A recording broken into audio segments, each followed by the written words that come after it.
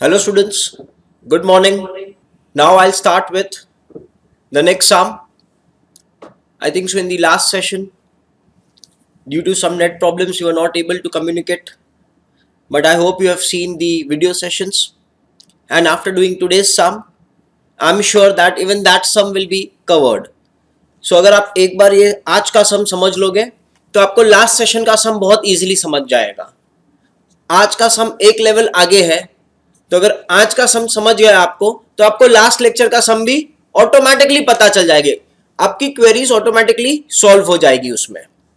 Now today I will start with one level ahead where apart from the debtors we also have bills receivable account. So one level ahead. Last session में मैंने सिर्फ debtors तक cover किया था. ये session में मैं debtors के अलावा बिल्स रिसीवेबल, इन क्रेडिटर्स, बिल्स पेएबल, वो लेवल भी कवर कर रहा हूं. तो अगर आज का सम समझ गया आपको तो last session automatically becomes very easy for you. तो चलिए let's first read the sum. Now whenever you get a full fledge sum on single entry, देखिए ये पूरा आपका फुल फ्लेज सम है इन सिंगल एंट्री. अब जब ये सम आता है तो सबसे पहले आप एक बार पूरा सम रीड कर लीजिए. उसके बाद सॉल्व कैसे करोगे, जो ऑर्डर में क्वेश्चन दिया है बस वही ऑर्डर में सॉल्व करते जाइए आप. जैसे 1 अप्रैल 14 की इंफॉर्मेशन दी है, 31 March 15, go in that order, you will not make mistake. And जहां पे भी टैलीड अकाउंट से आपको इंफॉर्मेशन उठा रहे हो, मींस ये टैलीड अकाउंट है, तो यहां से किसी भी आइटम का इंफॉर्मेशन उठा रहे हो आप, तो इसका इसका एक इफेक्ट आएगा. जबकि ये जो चीजें यहाँ पे जो टैलीड आइटम से नहीं है, इसका सिर्फ इसके दो इफेक्ट आएंगे. So this things will have how many effects? This things will have two effects. And the tallied items, the items that you will pick from the tallied account, यहां पे टैली हो गया तो यहां से कुछ भी लूंगा मैं, तो इसके कितने इफेक्ट आएंगे? इसके सिर्फ एक इफेक्ट आएंगे. और ये सब चीजों के कितने इफेक्ट आएंगे? ये जो भी आइटम्स है ये सब चीजों के दो इफेक्ट्स आएंगे. So this is the basic rule which we are going to follow. चलिए let's read the sum. Mister Kamal, a small trader, maintains his book on single entry system. Following information is available from his records. Stock in trade 1 April 14. आप क्या कीजिए, आप साथ साथ में noting भी करते जाइए. तो ये जो आप लिखोगे ना अभी, जब आप रिवाइज करोगे तो आपको ऑटोमेटिक याद आते जाएगा कि हाँ सर ने ये इंपॉर्टेंट पॉइंट्स कहा था. So you can keep on making the notes also in this question paper, in this question itself. तो साथ साथ में नोट्स भी करते रहिए आपके. 1 अप्रैल 2014 स्टॉक इन ट्रेड 32,000 दिया है, तो ये स्टॉक इन ट्रेड कहां पे जाएगा? चेक करो, क्या ये आपको टैलीड अकाउंट से दिया है? नहीं दिया है. सर ने क्या बोला है? सर ने कहा है कि ये सब चीजों के कितने इफेक्ट्स आएंगे? 2 इफेक्ट्स आएंगे. अब इसके दो इफेक्ट सोचो कहां पे आएंगे. Stock in trade 1 April 14, it will go in your opening balance sheet on the asset side. अभी आप पूछोगे सर हमको कैसे पता चलेगा ओपनिंग बैलेंस शीट बनाना है? चेक करो, आपको ओपनिंग कैपिटल दिया है? नहीं दिया है. आपको ओपनिंग कैपिटल नहीं दिया है, लेकिन आपको वो सब इंफॉर्मेशन दे दिया है जिससे आप ओपनिंग कैपिटल फाइंड आउट कर सकते हो. सर हमको ओपनिंग कैपिटल क्यों चाहिए? आप क्वेश्चन पूछोगे sir why do you want opening capital? Check करो, क्लोजिंग बैलेंस शीट बनाना है. क्लोजिंग बैलेंस शीट में आपको कैपिटल चाहिए. लायबिलिटी साइड पे द वेरी फर्स्ट आइटम, हमारे पास कैपिटल ही नहीं है, तो कैपिटल फाइंड आउट करने के लिए हमको क्या करना पड़ेगा? हमको ओपनिंग बैलेंस शीट बनानी पड़ेगी. ओपनिंग बैलेंस शीट से मुझको क्या मिलेगा? ओपनिंग बैलेंस शीट से बैलेंसिंग फिगर मेरे को कैपिटल मिलेगा. वो कैपिटल कहां पे लिखोगे आप? वो कैपिटल आप क्लोजिंग बैलेंस शीट में लिखोगे.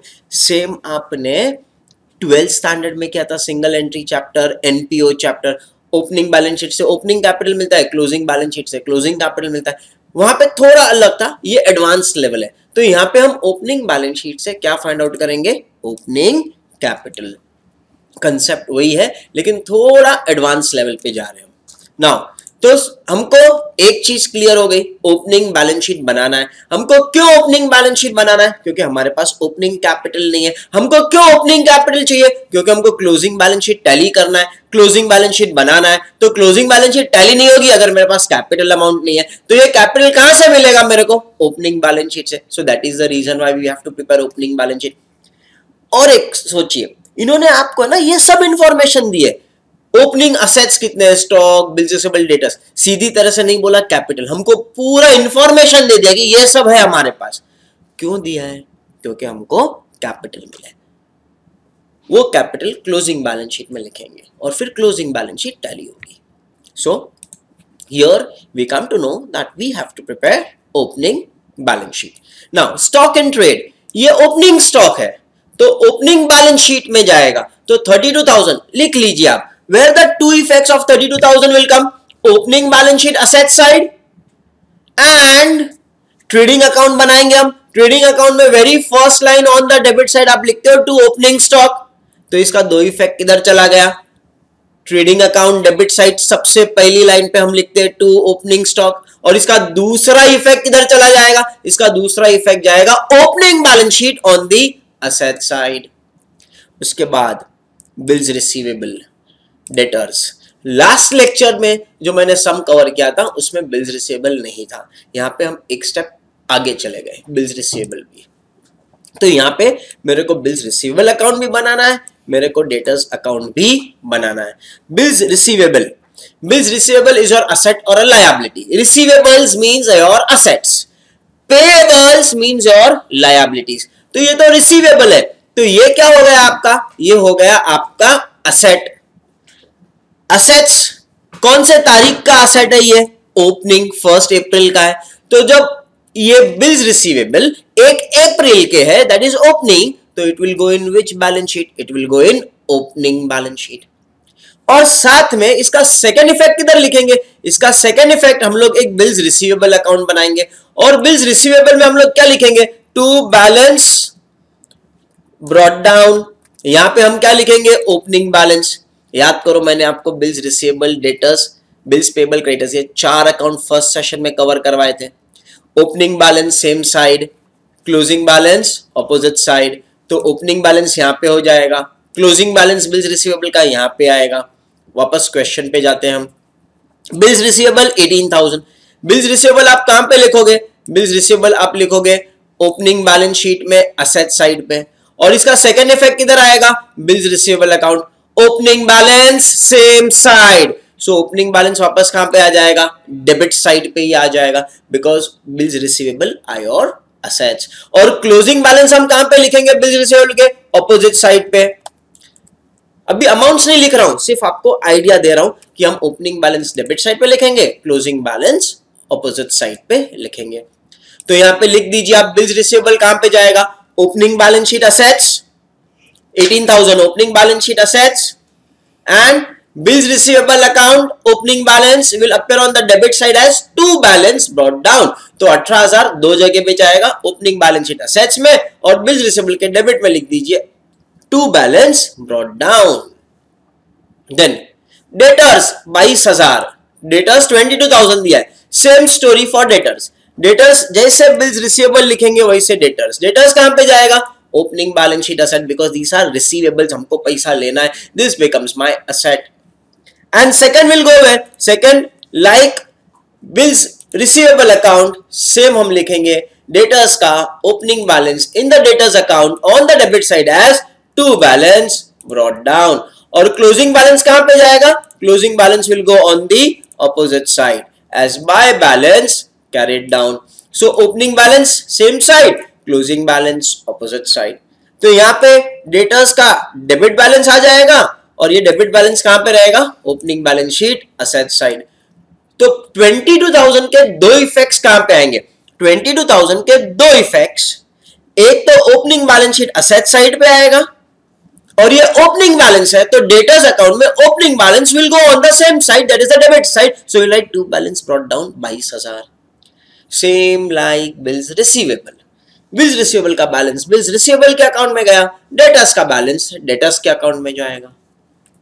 देन बिल्स पेएबल 7,000, कौन से तारीख का बिल्स पेएबल है, 1 अप्रैल, मतलब ये क्या हो गया, ओपनिंग बिल्स पेएबल दिया है हमको, तो ओपनिंग बिल्स पेएबल आप कहां पे लिखोगे, आप लिखोगे opening balance sheet. Opening balance sheet में कौन सा साइड पे लिखते हो आप bills payable, opening balance sheet में आप लायबिलिटी साइड पे लिखते हो bills payable. So on the liability side, I will write what? I will write bills payable. हम बिल्स पेबल कहां पे लिखते हैं? हम बिल्स पेबल लिखते हैं opening balance sheet on the liability side. तो ये जो 7000 है ओपनिंग बैलेंस है, तो एक इफेक्ट इसका चला जाएगा opening balance sheet on the liability side. And second same like bills receivable, लेकिन bills receivable was an asset, bills receivable was an asset. Bills payable कहां पे लिखते हैं हम? बिल्स पेबल हम बैलेंस शीट के लायबिलिटी साइड पे लिखते हैं। Where do you record bills payable? You record bills payable in the balance sheet on the liability side. याद करो, बिल्स पेबल आप बैलेंस शीट के लायबिलिटी साइड पे लिखते हो। Liabilities have which balance? Liabilities have credit balance. तो ये कहां पे जाएगा? बिल्स पेबल के अकाउंट में जाएगा, लेकिन कौन से साइड पे जाएगा? क्रेडिट साइड पे जाएगा। बाय बैलेंस ब्रॉट डाउन यहां पे आएगा। और क्लोजिंग बैलेंस कहां पे लिखोगे? क्लोजिंग बैलेंस बिल्स पेबल का ऑपोजिट साइड पे लिखोगे। To balance carried down, opening balance same side, closing balance opposite side। तो liabilities को क्रेडिट बैलेंस होता है, इसलिए ओपनिंग बैलेंस क्रेडिट साइड पे आ गया, क्लोजिंग बैलेंस इसका ऑपोजिट साइड पे जाएगा। तो आप लिख लीजिए वहां पे 7000 कहां पे जाएगा? 7000 will go in opening balance sheet liability side। तो आप ओपनिंग बैलेंस शीट लायबिलिटी लिख दीजिए वहां पे। और ये कहां पे जाएगा? Second effect it will go in bills payable account. Bills payable account के कौन सा साइड पे जाएगा? बिल्स पेबल अकाउंट के क्रेडिट साइड पे जाएगा as by balance brought down. तो यहां पे ओपनिंग बैलेंस आ गया, बाय बैलेंस ब्रॉट डाउन।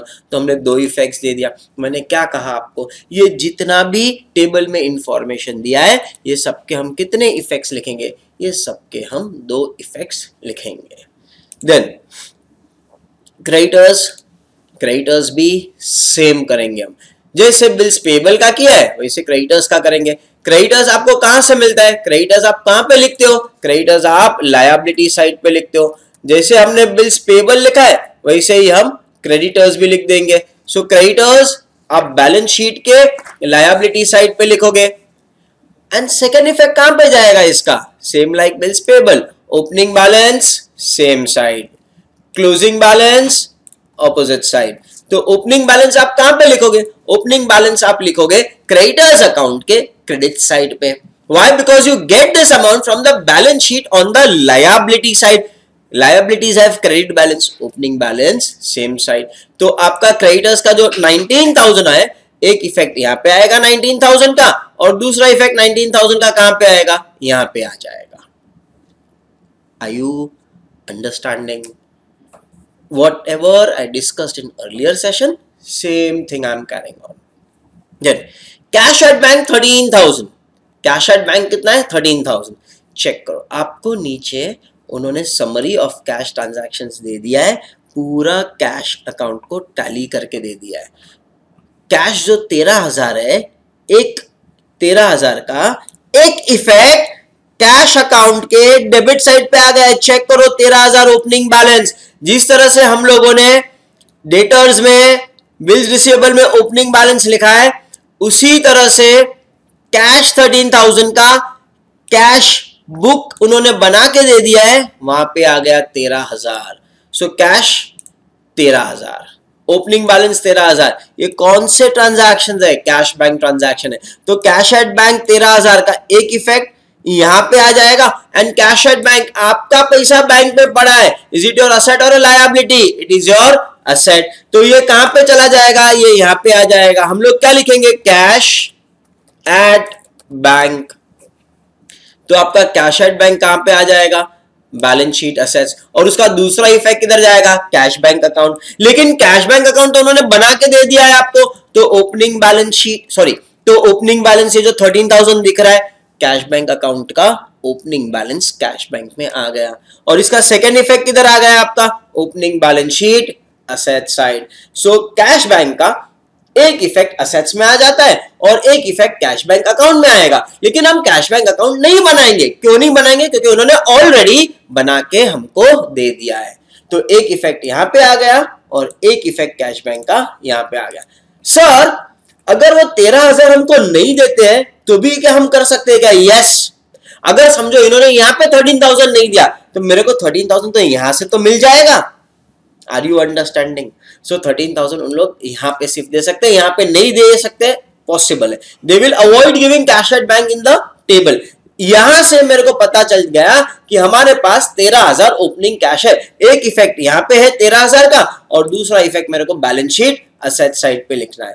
ये मैं डबल श्योर हो गया कि हाँ कैश एट बैंक 13,000 है, 13,000 है. This is a confirmation. But even if they don't give me this cash at bank, ये वाला इंफॉर्मेशन नहीं देते, फिर भी क्या आप फाइंड कर सकते हो? यस. कहां से? Cash bank account. Opening balance 13,000. Understanding. Now machinery 75. Machinery के लिए मैं ओपनिंग और क्लोजिंग दोनों ले लेता हूं आपके साथ. देखो दोनों 75 है. ये भी 75 है, ये भी 75 है. सेम है. आपको मशीनरी आप कहां पे लिखोगे? ये आपका असेट है तो मशीनरी जाएगा opening balance sheet, asset side, machinery. Same machinery closing balance sheet, asset side. कितने का मशीनरी दिया है आपको? आपको मशीनरी दिया है 75,000, तो मैं लिख दूंगा 75,000. और यहां पे मैं इनर कॉलम में लिखूंगा क्योंकि मशीनरी पे डेप्रिसिएशन हो सकता है, इसलिए मैंने मशीनरी को इनर कॉलम में लिख दिया. Did you understand till here? तो मशीनरी के केस में मैंने ओपनिंग और ये क्लोजिंग फिगर्स दोनों ले लिए क्योंकि दोनों सेम है, इसलिए machinery 75,000 opening balance sheet asset, 75,000 closing balance sheet asset side. इसका ही इफेक्ट यहां पे है. तो 75 ओपनिंग बैलेंस शीट में चला गया और 75 क्लोजिंग बैलेंस शीट. समझो यहाँ पे नहीं देते तो क्या, तो भी चलेगा. Then also I have to write 75,000 subject to information which is given at a later stage. तो 75,000 यहाँ पे भी आ जाएगा और 75,000 कहां पे जाएगा? Closing balance sheet asset. But closing balance sheet asset side में कौन से कॉलम में जाएगा? इनर कॉलम में. क्यों? क्योंकि यहाँ पे मेरे को क्या लिखना है? यहाँ पे मेरे को डेप्रिसिएशन लिखना है. Understood this? Followed this? Now we finished all the discussion with respect to 1st April 2014. अब हम 31st March 2015 का डिस्कशन करेंगे. कौन सा डिस्कशन करेंगे? 31st March 2015.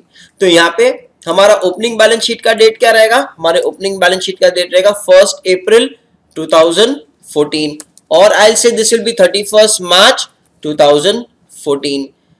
और ये ईयर एंडिंग क्या रहेगा हमारा? 31st March 2015. This will be my closing balance sheet date. Now closing balances check करते हैं. Closing balances 31st March 15. This will go in 31st March 15. Stock in trade कितना है आपका? 34,000. Tell me two effects of closing stock. Closing stock के दो effect क्या होते हैं? आपको हमेशा 11-12 में एडजस्टमेंट आता था, यहाँ पे दे दिया.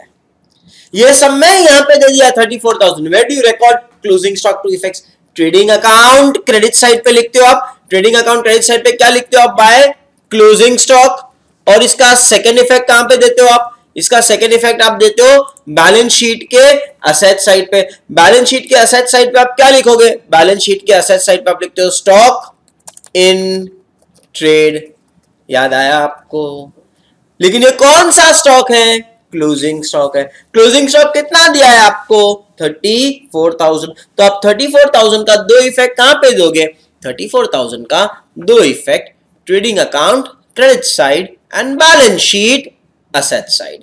चेक करो, दो इफेक्ट दे दिए आपने. यस. उसके बाद नेक्स्ट बिल्स रिसीवेबल. ये कौन से बिल्स रिसीवेबल दिए आपको? ये बिल्स रिसीवेबल आपको 31st March 2015 के दिए. Closing bills receivable. Check bills receivable. अच्छा, आपने स्टॉक का लिख दिया दो effect 34,000, trading account credit side and closing balance sheet asset side. आप नोट करते जाइए, सब बहुत बहुत हेल्पफुल होगा आपको रिवीजन में. जब आप रिवाइज करोगे, आप सिर्फ क्वेश्चन पढ़ोगे, आपके सामने आंसर आ जाएगा. Trust me. एकदम डिटेल में छोटी छोटी चीजें जो भी है, भले आती है, लिख लीजिए. छोटे छोटे मार्किंग्स कर लीजिए. Next time just see this paper, you will come to know everything. Then bills receivable 16,000. bills receivable कितने? 16,000. कौन से bills receivable है? ओपनिंग है कि क्लोजिंग है? तारीख देखो 31st March 15. Closing. Closing bills receivable will go in closing balance sheet asset side. तो closing balance sheet asset side में मैं क्या लिख दूंगा? Closing balance sheet asset side पे मैं लिख दूंगा बिल्स रिसीवेबल. कितने हैं बिल्स रिसीवेबल? बिल्स रिसीवेबल हम लोग ने लिख दिया bills receivable. And what is the amount of bills receivable, closing bills receivable, closing bills receivable 16,000 है। इसका सेकंड इफेक्ट किधर जाएगा, bills receivable account, opening balance same side, closing balance opposite side. Check करो, क्लोजिंग बैलेंस यहाँ पे लिख देंगे हम लोग, बिल्स रिसीवेबल अकाउंट पे। सेम वे नेक्स्ट क्या दिया है आपको, डेटर्स। डेटर्स कहां पे जाएगा, closing balance sheet asset side, तो क्लोजिंग बैलेंस शीट के असेट साइड पे हम लोग क्या लिखेंगे, डेटर्स। और इसका डेटर्स का सेकंड इफेक्ट कहां पे जाएगा, डेटर्स का सेकंड इफेक्ट जाएगा डेटर्स अकाउंट क्लोजिंग बैलेंस। यहां पे हम लिख देंगे बाय बैलेंस कैरी, यहां पे हम लिख देंगे बाय बैलेंस कैरेड डाउन, जो भी क्लोजिंग अमाउंट ऑफ डेटर्स है। हम लोग ने डेटर्स और बिल्स रिसीवेबल फर्स्ट सेशन में डिस्कस किया था, बस वही लिख रहे हैं। Opening balance same side, closing balance opposite side. और डेटर्स का क्लोजिंग बैलेंस कहां पे जाता है, it's an asset, bills receivable it is an asset. तो आप लिख लीजिए वहां पे bills receivable debtors, bill receivable balance sheet asset and by balance carried down, debtors balance sheet asset and by balance carried down। मतलब ये debtors account में by balance carried down हो गया, carried down मतलब closing balance हो गया, क्यों, क्योंकि ये closing of the year का balances है। उसके बाद नेक्स्ट बिल्स पेएबल, जैसे आपने बिल्स रिसीवेबल किया एग्जैक्टली ऑपोजिट बिल्स पेएबल है। बिल्स पेएबल कहां पे जाता है, बैलेंस शीट लायबिलिटी साइड, लिख दीजिए यहां पे।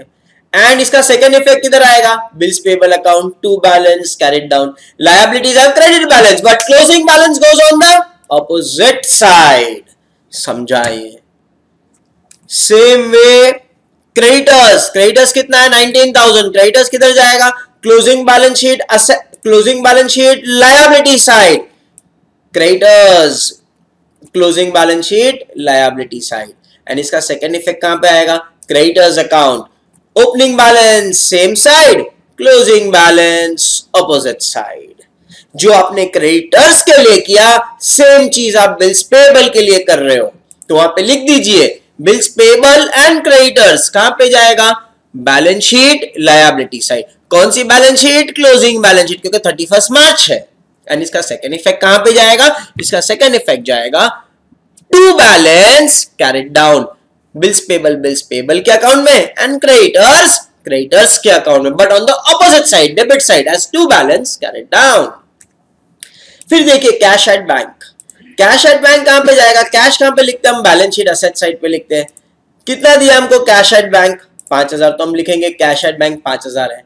और इसका सेकंड इफेक्ट कहां पे जाएगा, चेक करो आपको cash at bank, cash bank account दे दिया है, क्लोजिंग बैलेंस 5,000। Getting it. अब एक डिस्कशन करता हूं मैं आपके साथ, यहां पे ध्यान से सुनिए। हमने सम देखा, डेटर्स का डिस्कशन करते हैं, ओपनिंग क्लोजिंग दिया है, ओपनिंग बैलेंस शीट कहां पे गया, असेट्स, बराबर है, ओपनिंग बैलेंस शीट असेट्स में गया। इसका भी ओपनिंग बैलेंस शीट असेट में लिखा आपने, cash at bank opening balance sheet asset 22,000 13,000। ये 22,000 डेटर्स के कौन से साइड पे लिखा आपने, ये 22,000 आप डेटर्स के डेबिट साइड पे लिखते हो, असेट है ना, सेम साइड। कंफर्म कर लो आपका आंसर, ये जो कैश एट बैंक है वो भी असेट साइड पे लिखते हो ना, चेक करो। तो कैश बैंक के डेबिट साइड पे आ गया 13,000। फंडामेंटल रूल, असेट्स मतलब debit, opening balance debit side assets का, जो भी असेट्स है वो सब ओपनिंग बैलेंस डेबिट साइड पे जाएंगे उसके अकाउंट में ही, और क्लोजिंग बैलेंस कहां पे जाते हैं, ऑपोजिट साइड में। चेक करो 5,000 कहां पे लिखा आपने, ऑपोजिट साइड पे लिखा। लेकिन ये जो डेटर्स का बैलेंस है 38,000, ये आप डेटर्स के अकाउंट में कौन सा साइड पे लिखोगे, ऑपोजिट साइड पे लिखोगे, असेट्स है ना, मतलब ओपनिंग बैलेंस वो डेबिट साइड पे जाता है, क्लोजिंग बैलेंस वो क्रेडिट साइड पे जाता है। कौन सा भी अकाउंट आप ले लीजिए, debtors, bills receivable, cash, bank, land, building, plant, machinery, कौन सा भी एसेट ले, this is the fundamental rule, it can not be changed. Then machinery 75,000, closing balance sheet में मैंने इनर कॉलम में लिख दिया है, क्या, क्योंकि यहां पे डेप्रिसिएशन आने वाला है। So this is how I give two effects of each and everything which is given in this table. Now, summary of cash bank. This is a tallied account, 255,000 पे टैली हो रहा है। तो यहां पे जो भी है उसका कितना इफेक्ट आएगा, उसका सिर्फ एक इफेक्ट आएगा। क्यों एक इफेक्ट आएगा? बिकॉज एक इफेक्ट एक कैश बैंक अकाउंट में दे दिया है, और अब हम सेकेंड इफेक्ट देने वाले हैं। अब हम क्या करेंगे? अब हम सेकेंड इफेक्ट देंगे। ओपनिंग बैलेंस 13,000, ये तो मैंने यहां से ही टैली कर लिया था। तो समझो अगर मेरे को ये टेबल में 13,000 अमाउंट यहां पे नहीं देते, फिर भी मेरे को यहां से तो मिल जाता। यस, ये कहां पे लिख दिया हम लोगों ने? ऑलरेडी इसका एक इफेक्ट दे दिया। कहां पे दे दिया?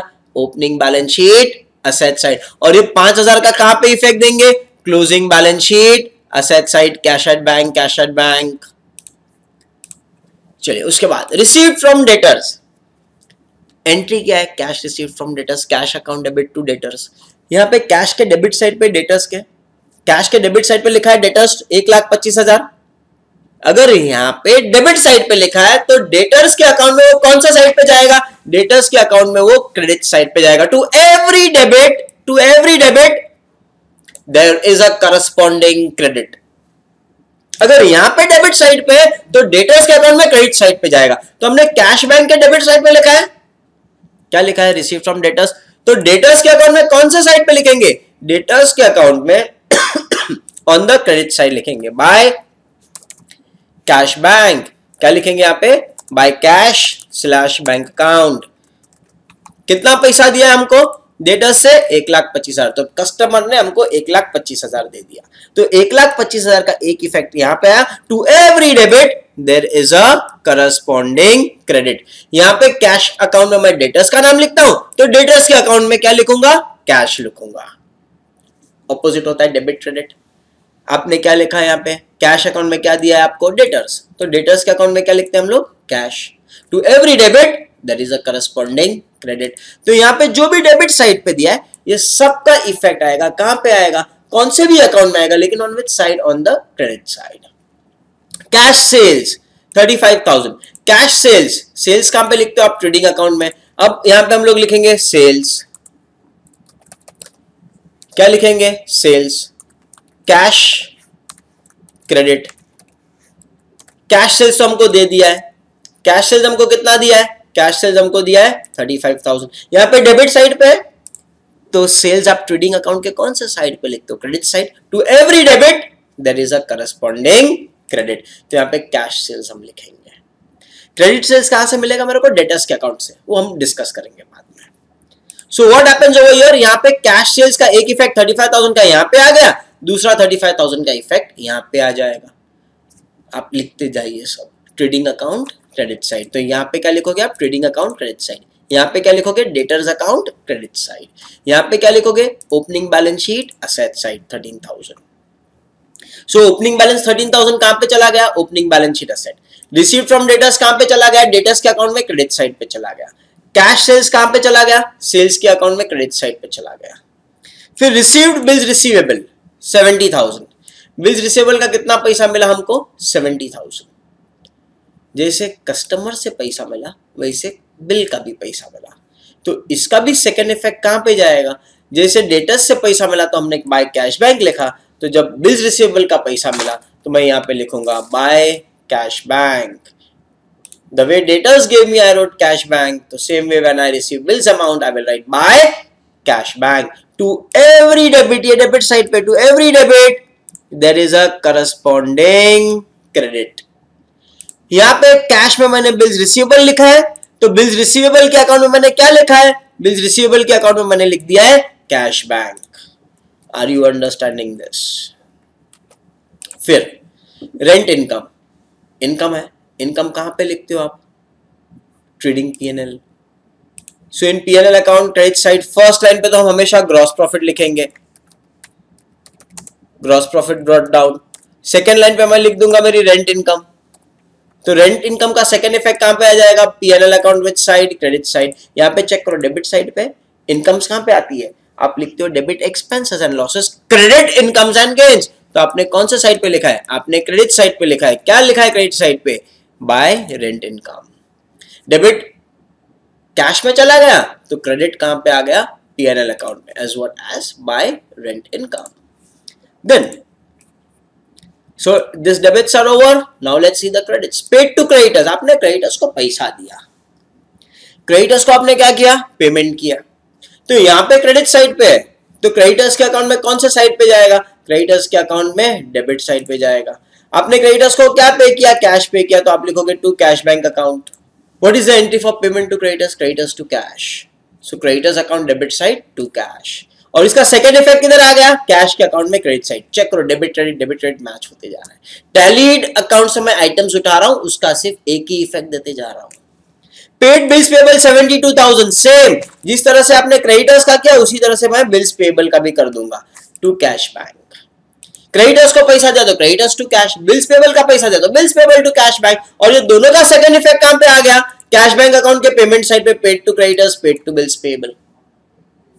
उसके बाद ऑफिस एक्सपेंस. ऑफिस एक्सपेंस हम कहां पे लिखते हैं, पीएनएल अकाउंट डेबिट साइड. तो यहां पे मैं लिख देता हूं टू ऑफिस एक्सपेंस. फिर यहाँ पे क्रेडिट साइड पे, तो वहां पे डेबिट साइड पे आ जाएगा. फिर आपका क्या है, इंश्योरेंस पेड. तो यहाँ पे लिख देता हूं मैं टू इंश्योरेंस अकाउंट. यहाँ पे to office expenses account. Check. यहाँ पे पेमेंट साइड पे मतलब आपका खर्चा है, एंड पीएनएल अकाउंट के डेबिट साइड पे लिखते हो आप डेबिट एक्सपेंसेस एंड लॉसेस. फिर salaries paid, same story. To salaries, उनको ऐसे 10 एक्सपेंस देने दीजिए, you should be happy. Same चीज हमको लिखना है, सिर्फ नाम बदलना है. ऑफिस एक्सपेंस, सैलरी, इंश्योरेंस, जो देना है देने दीजिए, लिखते जाइए. एक्सपेंस है ना, डेबिट साइड पे लिखिए. उसके बाद डोमेस्टिक एक्सपेंसेस. डोमेस्टिक एक्सपेंस मतलब हाउस होल्ड एक्सपेंसेस. कौन है ये, कमल. ये कमल के पर्सनल एक्सपेंसेस है, house hold expenses. It is a drawings. लिख दीजिए डोमेस्टिक एक्सपेंसेस मतलब ड्रॉइंग्स. ड्रॉइंग्स कहां पे जाएगा, आप कैपिटल लिखते हो. यहाँ पे कैपिटल में से क्या करोगे आप, कैपिटल में से ड्रॉइंग्स को माइनस करते हो. तो फर्स्ट लाइन पे हम लोग लिखेंगे कमल कैपिटल अकाउंट. उसमें हम लोग ऐड क्या करेंगे, ऐड करते हैं हम लोग नेट प्रॉफिट्स, और माइनस क्या करेंगे, लेस ड्रॉइंग्स कैश. इसने कैश विड्रॉ किया. ये कौन सा है, कैश बैंक है. सो कितना कैश बैंक विड्रॉ किया है उसने 13,000 विड्रॉ किया. For what, for his house hold expenses. तो यहाँ पे आ जाएगा लेस ड्रॉइंग्स. सो ये कौन सा ड्रॉइंग्स है, कैश. सर आपको कैसे पता चला ये कैश ड्रॉइंग्स है, कहां पे देख रहे हैं हम लोग, कैश बैंक में देख रहे हैं ना. तो ये क्या हो जाएगा आपका drawings, that will be in the form of cash. फिर उसके बाद इन्वेस्टमेंट्स 1 अक्टूबर को किया है 40,000. 1 October, this is the date of investment. Sir ये डेट क्यों दिया है, इंटरेस्ट कैलकुलेट करने के लिए. 100% एडजस्टमेंट रहेगा, इसलिए आपको इन्वेस्टमेंट दिया है 1 अक्टूबर. ईयर एंडिंग क्या है आपका, मार्च 2015. अक्टूबर, नवंबर, दिसंबर, जैन, फेब, मार्च. कितने मंथ्स का इंटरेस्ट कैलकुलेट करना पड़ेगा आपको 6 मंथ्स का इंटरेस्ट कैलकुलेट करना पड़ेगा. कितना इन्वेस्ट किया आपने, 40,000. इसके ऊपर एक इंफॉर्मेशन दिया है, let's read that. Investments were made in government of India securities. मतलब ये पैसा आपने GOI गवर्नमेंट ऑफ इंडिया की सिक्योरिटीज में इन्वेस्ट किया है. कैरिंग इंटरेस्ट है 10%, मतलब इसके ऊपर आपको 10% इंटरेस्ट मिलेगा. आगे बहुत इंपॉर्टेंट इंफॉर्मेशन दे दी उन्होंने. Face value of the securities is 50,000. Sir ये 40,000 यहाँ पे लिखा है और आप बोलते हो फेस वैल्यू 50,000 है. क्यों दिया है फेस वैल्यू, इंटरेस्ट जो 10% आप कैलकुलेट करते हो वो हमेशा फेस वैल्यू पे कैलकुलेट करोगे. मैं बैलेंस शीट में इन्वेस्टमेंट अमाउंट लिखूंगा 40,000, लेकिन जब इंटरेस्ट कैलकुलेट करता हूं, interest I will calculate always on the face value. What is the formula for interest, interest is equal to principal P into N, that is number of months, into rate R upon 100. Principal मैं 40,000 लूंगा कि 50,000 interest calculate करने के लिए, ब्याज calculate करने के लिए हम फेस वैल्यू लेंगे. 50,000 इंटू 10 अपॉन 100 इंटू 6 अपॉन 12. 10% है, 50,000 पे 10%, लेकिन कितने महीने के लिए, 6 महीने के लिए. क्यों 6 महीने के लिए सर? क्योंकि यहाँ पे तारीख दे दी है। सर आपने 40,000 पे क्यों नहीं लिया, 50,000 पे क्यों लिया? बिकॉज फेस वैल्यू पे इंटरेस्ट दिया जाता है, तो इंटरेस्ट आपको 50,000 पे दिया जाएगा। सर फिर ये 40,000 क्या है? मैंने 40,000 में खरीदा है, मेरे को सस्ते में मिला, लेकिन जो इंटरेस्ट मेरे को गवर्नमेंट ऑफ इंडिया से मिलेगा वो हमेशा फेस वैल्यू पे मिलता है। तो आप जो 10% कैलकुलेट करोगे इंटरेस्ट, वो कौन से अमाउंट पे करोगे? 50,000 पे, और कितने महीने के लिए? 6 महीने के लिए। तो जब आप कैलकुलेट करोगे इंटरेस्ट फॉर 6 मंथ्स, तो हम लिखते हैं 50,000 रुपीज इंटू कितना परसेंटेज दिया है? 10%, इंटू कितने महीने के लिए? 6 मंथ्स के लिए। कितना आ जाएगा इंटरेस्ट? 2,500। तो इंटरेस्ट कितना आ गया आपका? 2,500। 50,000 पे 10%, कितने महीने के लिए? 6 मंथ्स के लिए। तो हमको कितना मिलेगा? 50,000 rupees. So sorry 50,000 into 10% into 6/12 will give us 2,500 rupees. ये आपका इंटरेस्ट हो गया। अब चेक कीजिए रिसीव साइड पे, क्या आपको इंटरेस्ट मिला? नहीं मिला। ओपनिंग बैलेंस है, कस्टमर से पैसा मिला, कैश सेल्स का मिला, बिल का पैसा मिला, रेंट इनकम मिला। मेरे को 2,500 गवर्नमेंट ने दिया है कि अब तक नहीं दिया है, तो ये क्या हो गया आपका? Interest receivable. ये एडजस्टमेंट है। इंटरेस्ट आपको गवर्नमेंट से लेना है। ये इंटरेस्ट आपका इनकम है कि एक्सपेंस है? ये इंटरेस्ट आपका इनकम है। सो एक इफेक्ट आएगा PNL account credit side, credit incomes and gains, और ये इंटरेस्ट मेरे को गवर्नमेंट से लेने का है। So this is called as interest receivable account. कितना इंटरेस्ट लेना है मेरे को? 2,500। Mark this very very important. So what are the two effects of this now? Investment तो जाएगा balance sheet asset side. Sir amount कौन सा लिखेंगे हम बैलेंस शीट असेट साइड पे? 40,000। सर वो 50,000 क्यों दिया है? इंटरेस्ट कैलकुलेट करने के लिए। सर ये तारीख क्यों दी है यहाँ पे?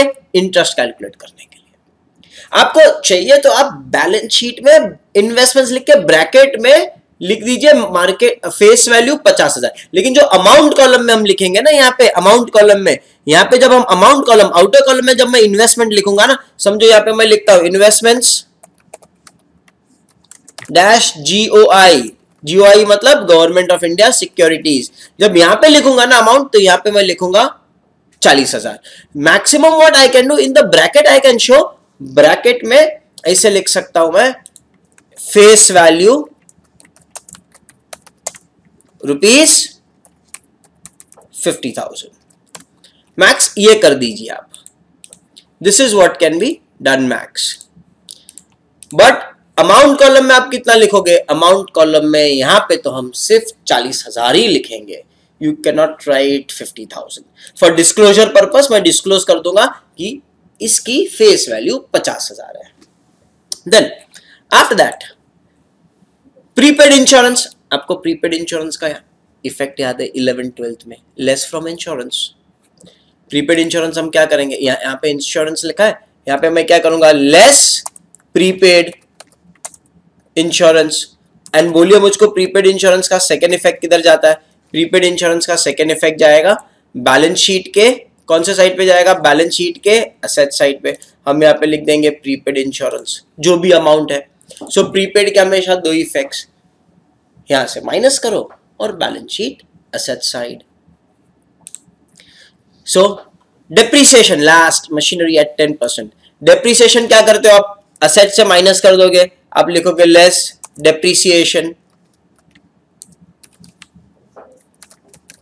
कितना परसेंटेज है? 10%। और चेक कीजिए ये डेप्रिसिएशन का सेकेंड इफेक्ट कहां पे जाएगा? 10%। और ये डेप्रिसिएशन का सेकेंड इफेक्ट कहां पे जाएगा? ये डेप्रिसिएशन का सेकेंड इफेक्ट जाएगा इन पीएनएल अकाउंट डेबिट साइड। तो हम यहां पे लिख देंगे to depreciation.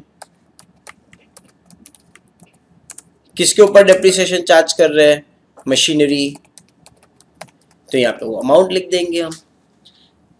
So this is how we will be going ahead with the question. So एक ओवरव्यू आ गया। चलिए अभी फटाफट हम सबके इफेक्ट्स देते जाते हैं। स्टॉक इन ट्रेड, आपने अभी लिखा है stock in trade, stock in trade कहां पे जाएगा? Yes, opening balance sheet asset side, तो ओपनिंग बैलेंस शीट के असेट साइड पे हम लिख देंगे स्टॉक इन ट्रेड, कितना अमाउंट दिया है 32,000, तो 32,000 यहां पे लिखिए। और सेकेंड इफेक्ट कहां पे जाता है? सेकेंड इफेक्ट जाता है ओपनिंग स्टॉक, यहां पे जाएगा। कितना है हमारे पास ओपनिंग स्टॉक? 32,000। पहले 1 अप्रैल 14 के इंफॉर्मेशन कंप्लीट करेंगे। Bills receivable 18,000, opening balance sheet, opening balance sheet में मैं लिखूंगा बिल्स रिसीवेबल, कितने बिल्स रिसीवेबल 18,000। और इसका सेकेंड इफेक्ट कहां पे आएगा? इसका सेकेंड इफेक्ट आएगा bills receivable account debit side 18,000। फिर चेक कीजिए डेटर्स, डेटर्स भी सेम, डेटर्स कहां पे लिखेंगे? Opening balance sheet asset side debtors, कितने के डेटर्स दिए आपको? 22,000। और ये 22,000 का सेकेंड इफेक्ट किधर आएगा? Opening debtors 22,000। फिर चेक कीजिए बिल्स पेबल, बिल्स पेबल कहां पे लिखते हो आप? बिल्स पेबल आप बैलेंस शीट लायबिलिटी पे लिखते हो। कितने के बिल्स पेबल है आपके? आपके बिल्स पेबल है, बिल्स पेबल थे 7,000, तो 7,000 लिखोगे ओपनिंग बैलेंस शीट में। और इसका सेकेंड इफेक्ट कहां पे जाएगा? इसका सेकेंड इफेक्ट जाएगा bills payable opening balance credit side पे 7,000। फिर क्या दिया है? क्रेडिटर्स 19,000, सेम क्रेडिटर्स कहां पे जाएगा? Opening balance sheet liability side 19,000। And the second effect of this will go where? Opening balance 19,000। उसके बाद कैश एट बैंक 13,000, एक इफेक्ट यहां पे आ गया 13,000 का, और एक इफेक्ट कहां पे आएगा? Opening balance sheet cash 13,000।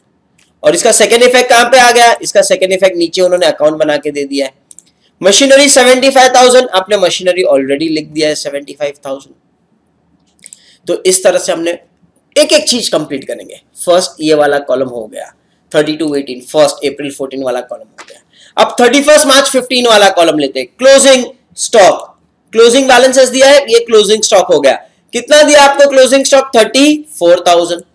Check कीजिए क्लोजिंग स्टॉक आप यहां पे लिखते हो, trading account credit side, balance sheet asset side. उसके बाद नेक्स्ट क्या दिया आपको? बिल्स रिसीवेबल 16,000, बिल्स रिसीवेबल हम क्लोजिंग बैलेंस शीट में लिखेंगे 16,000, और bills receivable account closing balance, opening balance same side, closing balance opposite side. Same way debtors 38,000, closing balance sheet asset side पे लिखूंगा मैं 38,000, और इसका सेकेंड इफेक्ट कहां पे दूंगा? इसका सेकेंड इफेक्ट दूंगा डेटर्स के अकाउंट में ऑपोजिट साइड पे 38,000। उसके बाद नेक्स्ट क्या दिया? Bills payable 15,000, bills payable closing balance 15,000, closing balance sheet में चला गया। Opening balance same side, closing balance opposite side. Creditors 19,000, creditors कितना दिया आपको? 19,000।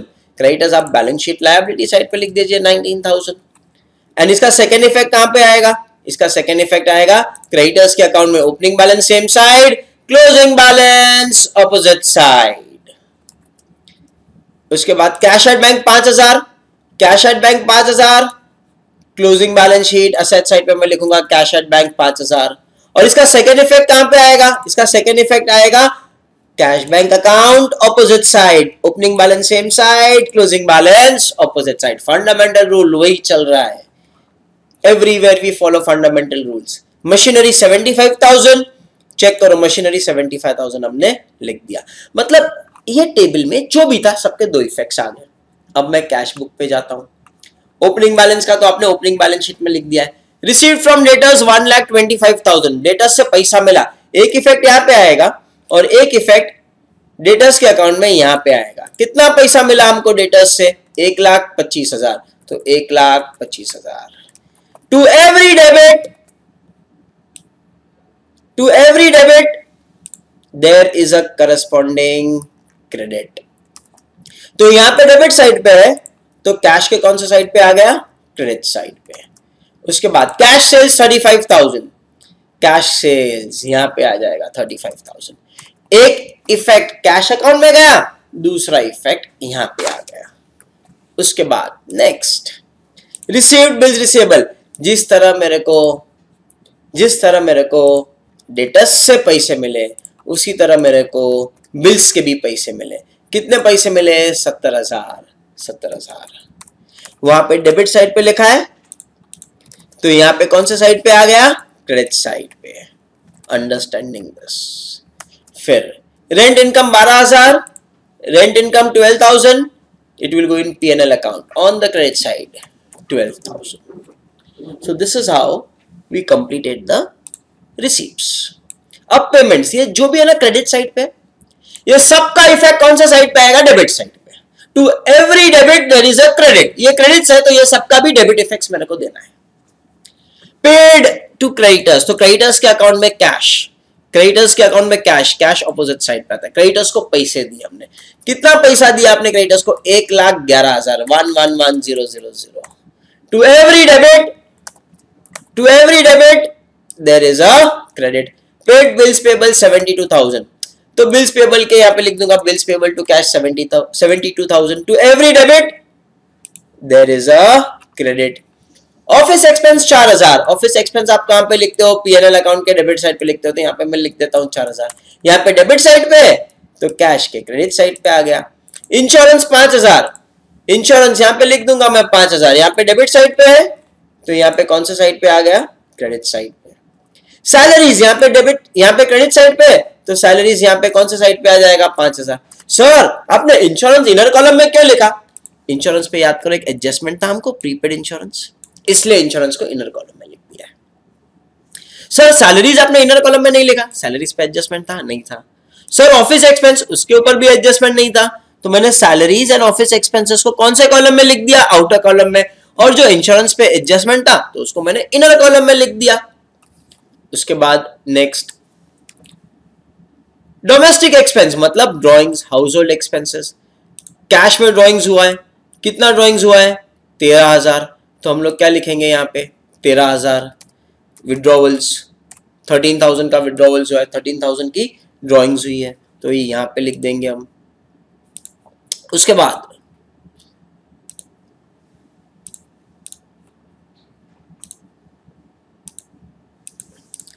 ना investments 40,000। Investments I will write investments government of India securities, face value 50,000। चाहिए तो आपको फेस वैल्यू यहाँ पे ब्रैकेट में लिख दीजिए, चलेगा। In fact this is more better. This calls for transparency which is required by accounting standard 1, disclosure. You disclose, transparent रहो जो भी बता रहे हो उसमें। इन्वेस्टमेंट अकाउंट्स, अकाउंटिंग स्टैंडर्ड 13 वो भी बोलता है कि आपको बताना है, फेस वैल्यू डिस्क्लोज कर दीजिए। लेकिन आपको ये कितने में गिरा? 40,000, तो यहाँ पे 40,000 लिखूंगा मैं। अमाउंट कॉलम में मैंने 40,000 लिखा है, अमाउंट कॉलम में कितना लिखा है? 40,000, लेकिन ब्रैकेट में to have a greater amount of transparency I showed this amount as 15,000, sorry 50,000, 50। Closing balance of cash, cash का क्लोजिंग बैलेंस शीट में चला गया 5,000। तो चेक कीजिए, आपने ये सब भी लिख दिया, ये सब के आपने एक एक इफेक्ट्स ही दिए। अब investments in government of India securities, उसके ऊपर आपको 10% ब्याज मिलेगा, लेकिन ब्याज आप किसके ऊपर कैलकुलेट करोगे? ब्याज आप फेस वैल्यू पे कैलकुलेट करोगे। फेस वैल्यू कितनी दी है आपको? 50,000, तो मेरे को इंटरेस्ट कैलकुलेट करना पड़ेगा, जो हमने थोड़ी देर पहले कैलकुलेट किया। 50,000 पे 10%, 50,000 on 50,000, 10% for 6 months, 2,500। तो इंटरेस्ट कितना आ जाएगा हमको? 2,500। अब ये जो इंटरेस्ट है ना, मेरे को इनकम बन जाती है, ये मेरी क्या बन जाती है? इनकम। इंटरेस्ट, आपको कुछ भी इंटरेस्ट मिला है क्या? कुछ नहीं मिला, मतलब पूरे का पूरा इंटरेस्ट क्या है? रिसीवेबल। कितना है वो? 2,500। And because it is receivable, the second effect of this will come in the balance sheet on the asset side. जो भी रिसीवेबल होता है वो असेट्स में आता है, और जो भी पेएबल होता है वो सब लायबिलिटीज में जाता है। इन्वेस्टमेंट किया है तो इंटरेस्ट हमको गवर्नमेंट से मिलेगा, तो it becomes my receivable. Receivables you show in the assets, और ये रिसीवेबल बाकी है पैसा लेना, ये आपका एक्सपेंस है कि इनकम है? इनकम है, तो ये कहां पे जाएगा? P&L account credit side. तो एक इफेक्ट यहां पे आ गया और एक इफेक्ट 2500 का यहां पे आ गया। Adjustments have two effects. फिर प्रीपेड इंश्योरेंस 2000, ये आप 11 से किए जा रहे हो, माइनस 2000 करोगे तो आउटर कॉलम में कितना आ जाएगा, आउटर कॉलम में आ जाएगा 3000, और प्रीपेड कितना अमाउंट है 2000, तो 2000 का सेकेंड इफेक्ट जाएगा balance sheet on the asset side. उसके बाद डेप्रीशिएट 10%, ये भी आप 11 से किए जा रहे हो, तो depreciation on 75,000 10% for 12 months, full year का डेप्रीसिएशन 7500। तो भी आउटर कॉलम में कितना बच गया, 75,000 में से 7500 जाएगा तो 67,500, और ये डेप्रीसिएशन का सेकेंड इफेक्ट हम यहाँ पे लिख देंगे 7,500। So this is how we have completed all the information that was given. एक किसके फाइनेंशियल स्टेटमेंट्स है, कमल के, तो लिख दीजिए ऊपर in the books of mister Kamal. And this was year ending was 31 मार्च 2015। चलिए अभी क्लोज करने अकाउंट्स। सबसे पहले एक्सटर्नल अकाउंट्स क्लोज कर दीजिए, ये अकाउंट्स क्लोज कीजिए, ये अकाउंट्स क्लोज कीजिए। अभी पहले डेटर्स क्लोज करेंगे कि बिल्स रिसीवेबल, पहले बिल्स रिसीवेबल। पहले कौन सा अकाउंट क्लोज करेंगे, बिल्स रिसीवेबल। ये कितना है 17 प्लस 16, सॉरी 70 प्लस 16 86,000। डिफरेंस कितना आ गया, 86,000 में से आप 18,000 माइनस कर दो 68।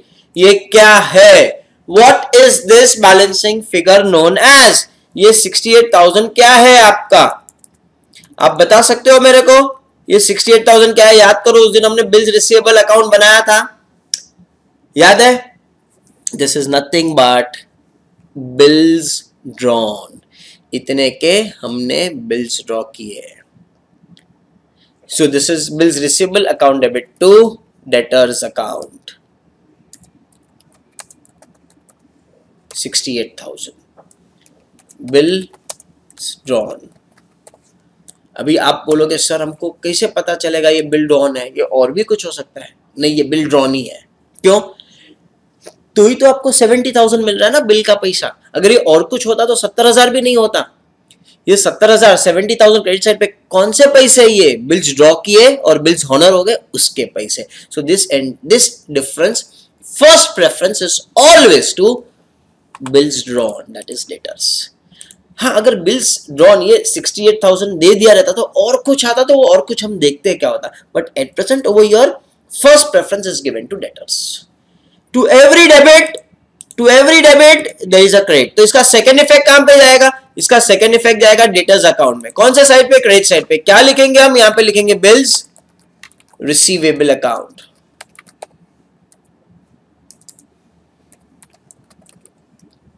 क्या लिखेंगे हम, बिल्स रिसीवेबल अकाउंट। कितने के बिल्स ड्रॉ किए थे, 68,000। अब मैं ये अकाउंट क्लोज करूंगा 2,31,000 माइनस 22,000। यहां पे जो आपको डिफरेंस मिलता है ये आपका होता है सेल्स, ये आपका क्या होता है, सेल्स। और ये जो सेल्स है 2,09,000, ये यहां से अब जाता है क्रेडिट सेल्स। तो आपको क्रेडिट सेल्स कहां से मिलता है, डेटर्स अकाउंट में से। तो डेटर्स को आपने कितने के सेल्स किए, 2,09,000। 22,000 पहले का लेना था, 2,09,000 ये साल के सेल्स के लेने हैं, तो टोटल डेटर्स के पास से 2,31,000 लेने, 2,31,000। उसमें से उसने 1,25,000 दे दिए, 68,000 के बिल एक्सेप्ट किए, तो बैलेंस कितना लेना था उसके पास से 38,000। This is how you should read the ledger. Customer से 22,000 लेने थे पहले के, ये साल में 2,09,000 के सेल किए, तो टोटल 22 और 2,09,000 2,31,000 कस्टमर से लेने। कितने दे दिए उसने, 1,25। कितने के बिल एक्सेप्ट किए, 68। बाकी कितने हैं, 38। Understood how to read the ledgers. अब मेरा कैश सेल्स प्लस मेरा credit sales gives me my total sales 2,44,000। Same में यहां पे हम लिखते हैं परचेसेस। परचेसेस में भी हम लिखेंगे कैश और क्रेडिट। सब में कैश परचेसेस नहीं दिए तो जीरो। क्रेडिट परचेसेस कहां से मिलेंगे? क्रेडिटर्स के अकाउंट में। लेकिन क्रेडिटर्स के साथ कौन सा अकाउंट दिया है? Bills payable. तो पहले हम कौन सा अकाउंट क्लोज करेंगे? Bills payable. Bills payable 87,000 total आ गया। तो डिफरेंस कितना आया? 87,000 माइनस 7,000, 80,000। ये 80,000 क्या है? Creditors account. सर ये हमको कैसे पता चलेगा ये क्रेडिटर्स अकाउंट है? सेम मैंने जो एक्सप्लेनेशन डेटर्स के लिए दिया था, जब तक आप बिल एक्सेप्ट नहीं करोगे क्रेडिटर्स के, तब तक आप पेमेंट नहीं करोगे। आप पेमेंट कर रहे हो, किस बात का पेमेंट कर रहे हो? क्योंकि आपने बिल एक्सेप्ट किए। 7,000 के पहले के पेमेंट है, 80,000 के फ्रेश बिल्स एक्सेप्ट किए, तो टोटल बिल्स का आपको कितना पे करना है? 87। 87 में से आप कितना पे कर चुके हो? 72। सो बाकी कितना रहेगा? 15,000। अंडरस्टैंडिंग। इसका क्रेडिटर्स का एक इफेक्ट यहाँ पे आ गया, इसका सेकेंड इफेक्ट किधर आएगा? Creditors account. Which side? Debit side. यहाँ पे क्रेडिट साइड पे, तो यहाँ पे डेबिट साइड पे आएगा। यहाँ पे हम लिखेंगे बिल्स पेएबल अकाउंट। कितना लिखेंगे बिल्स पेएबल अकाउंट? 80,000। देखिए लिंक, बिल्स पेएबल से मेरे को क्रेडिटर्स मिला, क्रेडिटर्स क्लोज करूंगा, यहाँ से क्या मिलेगा? परचेस। वो परचेस कहां पे जाएगा? Trading account. चलिए ये क्लोज कर देते हैं। 2,10,000, 2,10,000। डिफरेंस कितना आ गया? 2,10,000 minus 19,000, 1,91,000। This is the value of the goods that you have purchase, purchases account. और ये कहां पे चला जाएगा? यहाँ पे। कितने के गुड्स परचेस किया आपने? 1,91,000। कैश परचेसेस कुछ है? कुछ नहीं है। Credit purchases 191। So total purchases 1,91,000। तो चेक कीजिए, आपने बिल्स पेएबल से क्या मिला? क्रेडिटर्स मिला। क्रेडिटर्स से क्या मिला? परचेस मिला। परचेस कहां पे गया? Trading account, debit side. Same में यहाँ पे बिल्स रिसीवेबल से क्या मिला मेरे को? डेटर्स। ये डेटर्स यहाँ पे आ गया। ये क्लोज किया तो मेरे को क्या मिला? सेल्स। सेल्स कहां पे आ गया? यहाँ पे। This is what I expect maximum can be asked. इससे टफ पूछना at BCom level bit difficult, but ये लेवल पूछ सकते हैं। ये लेवल आपको अच्छी तरह से प्रैक्टिस करना है। अब क्लोज कीजिए ये अकाउंट। ट्रेडिंग अकाउंट क्लोज करते हैं। कितना आ गया टोटल? 278। 278 लिख देते हैं। डिफरेंस कितना आ रहा है? 278 में से मैं ओपनिंग स्टॉक माइनस कर देता हूँ, ये माइनस कर देता हूँ, तो मेरे को आ गया 55,000। ये 55,000 क्या है मेरी? 55,000 is my gross profit. Gross profits carried down. ये 55,000 यहाँ से कहाँ पे आ जाएगा? यहाँ पे आ जाएगा 55,000। अभी पीएनएल अकाउंट क्लोज कीजिए। पीएनएल अकाउंट क्लोज करेंगे 69,500। यहाँ पे क्या मिलेगा मेरे को? यहाँ पे मेरे को मिलेगा net profits. Net profits transferred to capital account. ये नेट प्रॉफिट्स कहां पे ट्रांसफर कर दिया हमने? नेट प्रॉफिट्स हमने कैपिटल अकाउंट में ट्रांसफर कर दिए। Now net profits. अब ये नेट प्रॉफिट्स कहां पे जाएगा? यहां पे जाएगा 50,000। सर कैपिटल कहां पे है? इसलिए तो हमने ओपनिंग बैलेंस शीट बनाई है। ओपनिंग बैलेंस शीट क्यों बनाई है? ओपनिंग कैपिटल फाइंड आउट करने। अगर समझो मेरे पास कैपिटल अमाउंट नहीं है, क्या मेरी बैलेंस शीट में टैली कर सकता हूं? कर सकता हूं, असेट्स में जाके reverse. But forget that part. Right now अगर कैपिटल नहीं तो क्या मेरे को फाइनल मिल सकता है? क्या अमाउंट नहीं मिल सकता है। इसलिए हमको ओपनिंग बैलेंस शीट बनानी पड़ी है। तो ओपनिंग बैलेंस शीट से मेरे को क्या मिलेगा? कमल का ओपनिंग कैपिटल। तो 160 में से मैं ये अमाउंट्स माइनस कर दूं तो मेरे को ये मिलेगा कैपिटल। और ये 1,34,000 मैं कहां पे लेके जाता हूं? ये 1,34,000 यहां से यहां पे आएगा। जब ये 1,34,000 यहां पे आएगा, उसके बाद ही मेरा क्लोजिंग कैपिटल क्लोज होगा और उसके बाद ही मेरी balance sheet, closing balance sheet tally हो सकती है। 2,05,000, ये भी 2,05,000 ही आना चाहिए। Yes, my balance sheet tallies 2,05,000। So this is how we prepare a full-fledged single entry sum. We prepared his financial statements. Good day.